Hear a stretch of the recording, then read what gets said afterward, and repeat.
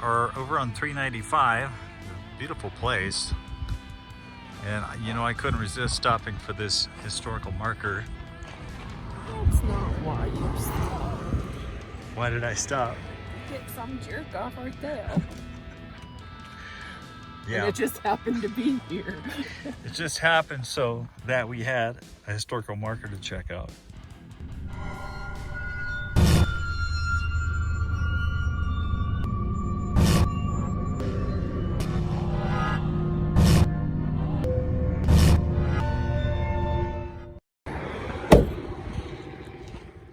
We are at Devil's Gate Summit here on Highway 395.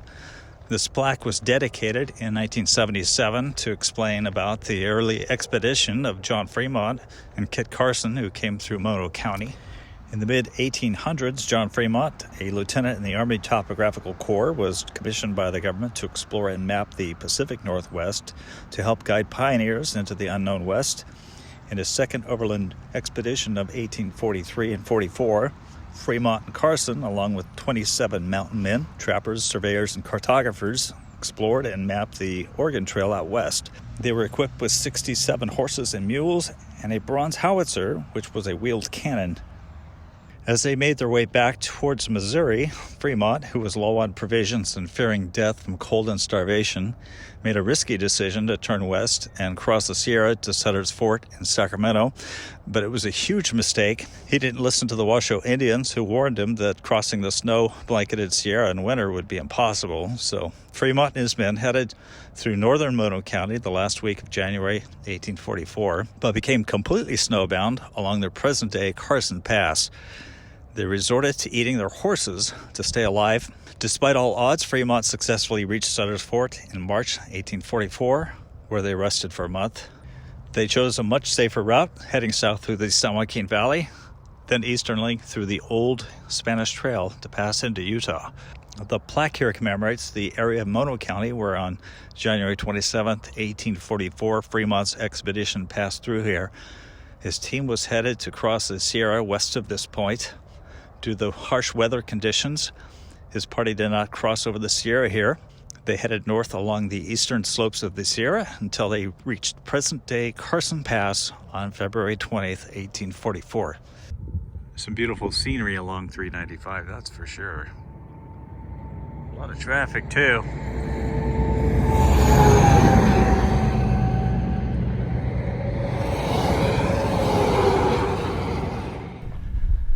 So some of the things that we like to do in the Mono Lake area is just explore some of the rocky areas.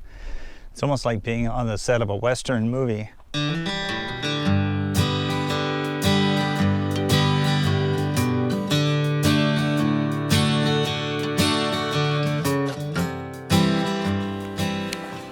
We found a cave, huh? We found a cave. Kinda. This is where I'd come if I was a deer. Although, that crack lets in a lot of cold air. Yeah, it does.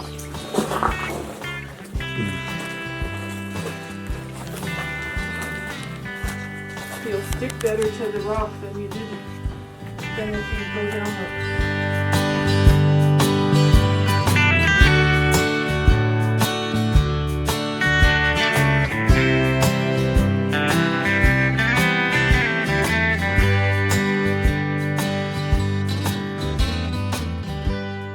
A couple years ago, I stumbled upon this rock that looked like an alien head and I wanted to show it to you.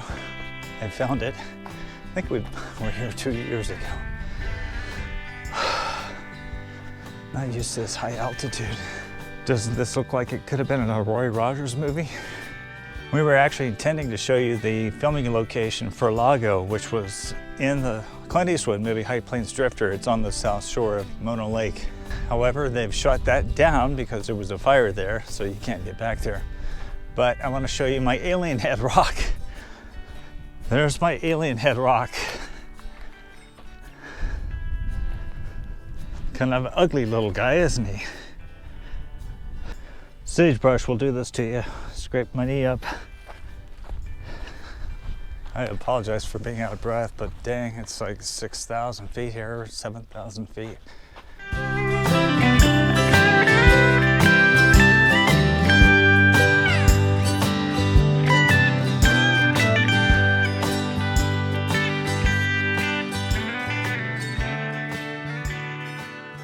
And right here at the junction of Highway 395 and 120 is the grave of the unknown prospector.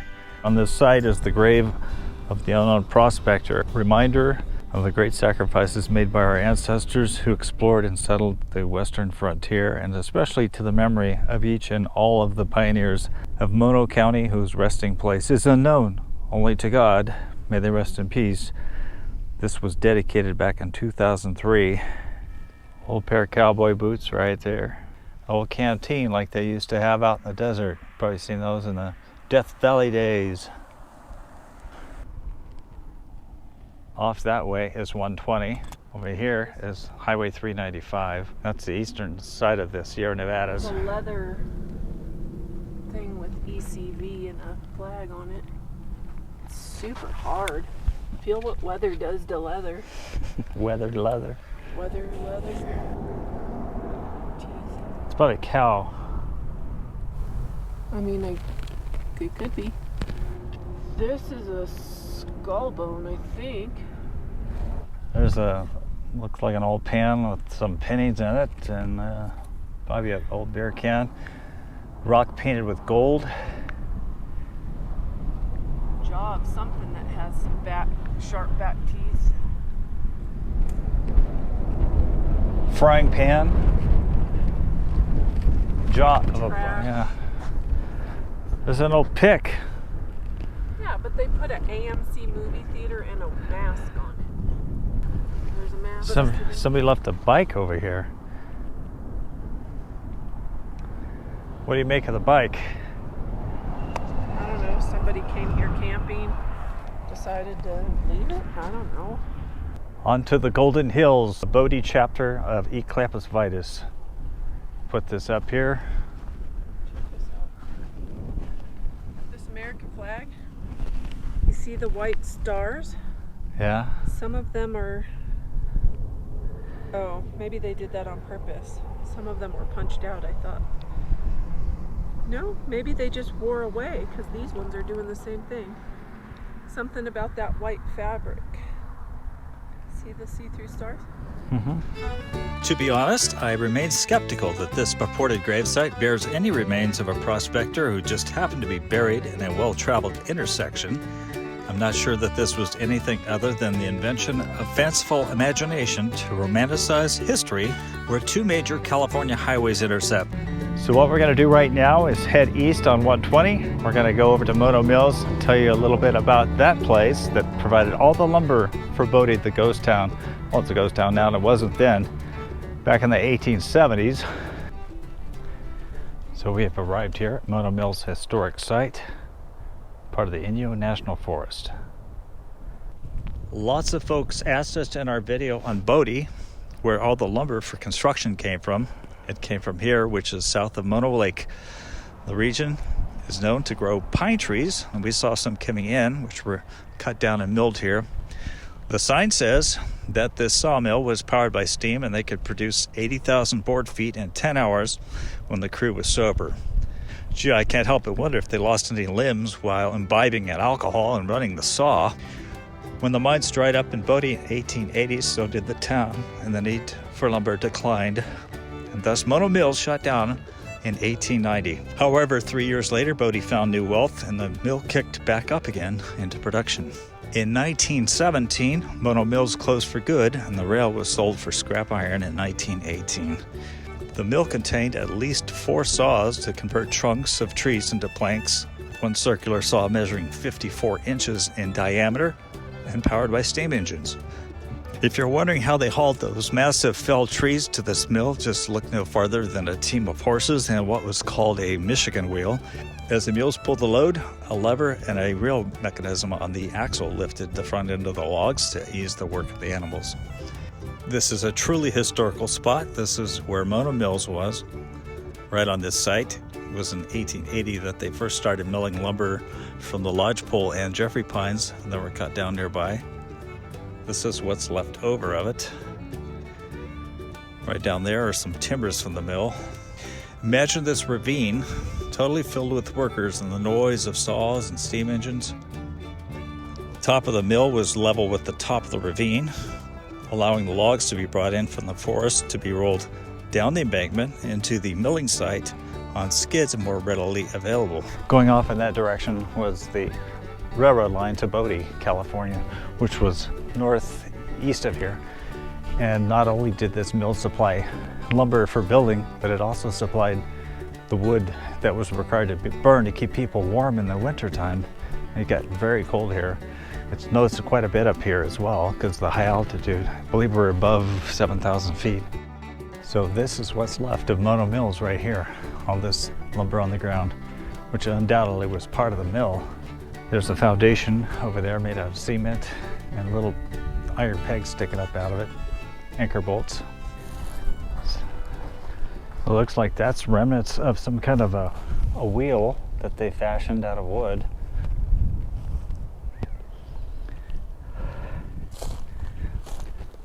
Not sure the date of this, but things were pretty much over by 1890 here. This is what's left of it. Piece of metal sticking out of the ground there.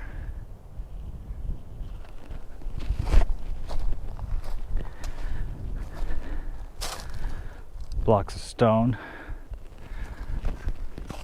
So if you look right over here, this is where the lumber slid down into this mill area.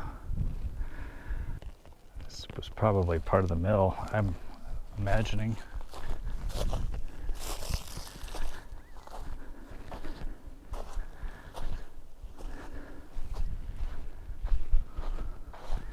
A piece of metal right here. Part of a whale there. Very quiet here. But yeah, if you could just imagine the rail line going off in that direction. So it just so happens that we were leaving Mono Mills on our way to Lee Vining because I have some things to shoot there. But we came across this place here called Panum Crater. It's a geological formation. I understand that the craters over here are relatively young. They're about 600 to 20,000 years old. So already at 7,000 feet, it's knocking the wind out of us. So we're thinking about going to the crater back there. Hopefully we can make it. So you think you're game, huh? Yeah. After I do something to help me breathing. No idea how long this will take, but it might be worth the effort to get up there. We're probably the oldest people here, though. So when I was a boy, my dad taught me what obsidian was. He said the Indians made arrowheads out of them. And check that out. Huge piece of obsidian. It's like black glass. Feel this stuff.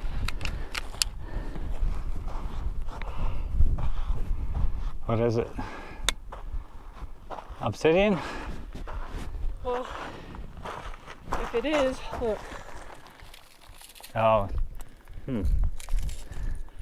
This looks like charcoal. I know, it's like coal.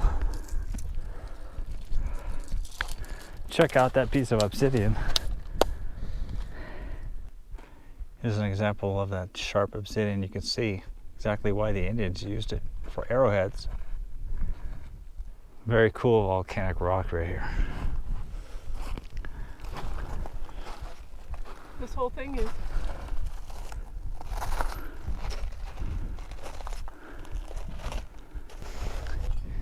This doesn't look like any crater I've seen.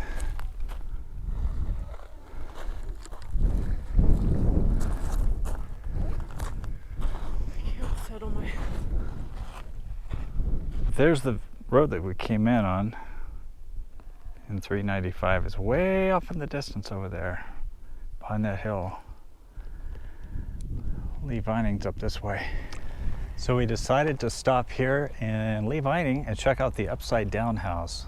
Upside Down House was built by a silent film star who actually got to film a movie with Charlie Chaplin. She was also one of the first state licensed guides that was a female for the Eastern Sierra Slope. And she built this house all by herself. There's also a schoolhouse museum, but it's closed today. Look at that pretty cool little truck, 1935 Chevy dump truck. The sign here indicates that Nellie Bly Baker O'Brien built this house in 1956 at another location. She died in 1984, and it fell into disrepair and was brought here in 2000. She not only appeared in Charlie Chaplin films, but she was also the first woman projectionist in Hollywood. She escaped Tinseltown in 1939 and came up here to the Mono County area where she loved to serve as a guide. You notice they put the signs upside down. The roof is upside down. Here's a shot of the roof.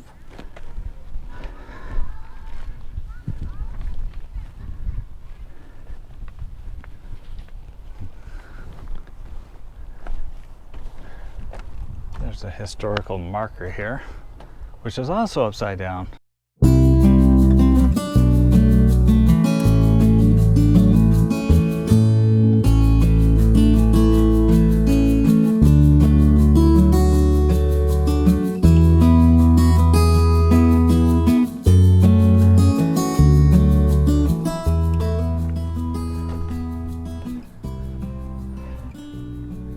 Everything has been bolted to the ceiling to make it look like it's upside down. Stuff's upside down. Let's flip the camera upside down so you can see what it looks like the right side up.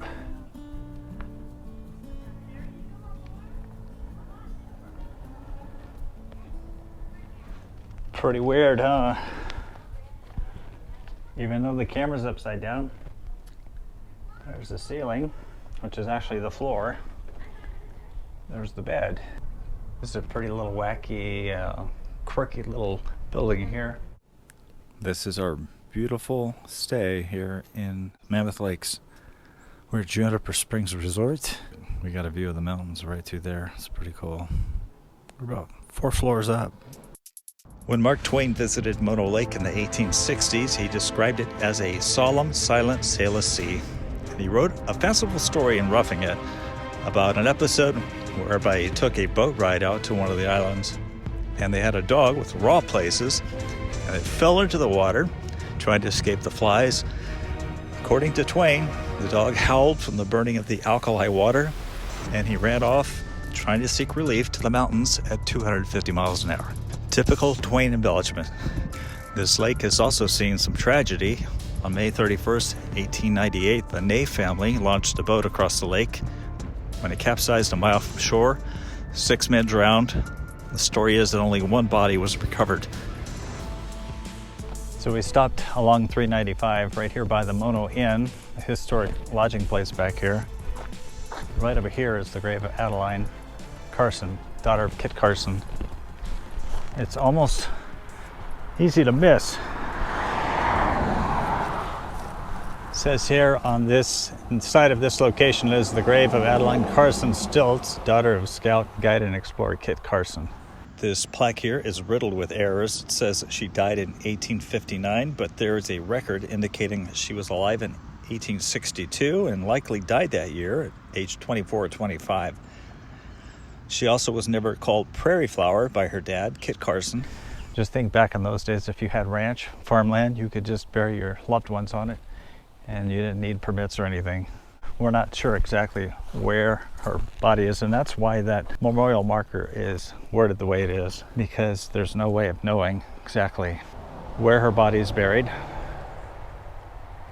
There's the inn over there, but these trees are very old. Tall cottonwood trees. It's been suggested as well that her body was possibly buried up in that area, just above the grade here. Kit Carson heard about the opportunities to make money in Sonoma County shepherding sheep, so he actually came out here and bought a house for Adeline. She was very young, and she was buried right here within sight of Mono Lake. Very peaceful place.